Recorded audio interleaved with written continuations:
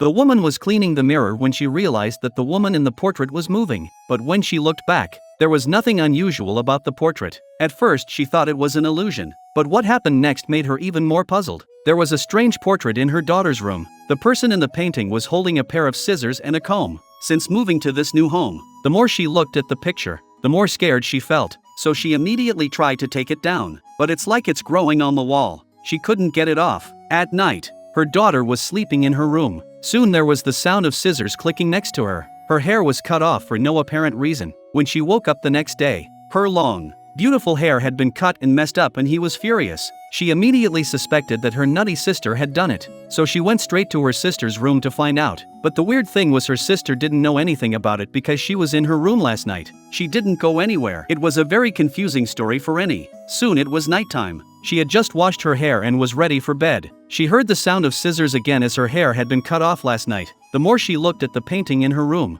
the more she felt it was an eyesore, so she put a white cloth over it. Who would have thought that? Late at night, behind the white cloth slowly reached out a hand and started cutting her hair again. As Annie opened her eyes, the hand quickly returned to the white cloth. Looking at her cut hair, Annie thought of her sister again? But just as she was about to leave the room to teach her a lesson, she suddenly stopped in their tracks because she couldn't have come to her room so late. While she was puzzled, the white cloth on the painting suddenly moved. It looked as if there was a man standing behind it. This instantly frightened, and she hid in a cupboard. But when the cloth fell on the bed, nothing appeared on the wall. Just when, and he didn't know what to do, the sound of scissors suddenly came from behind her. The figure actually came behind her.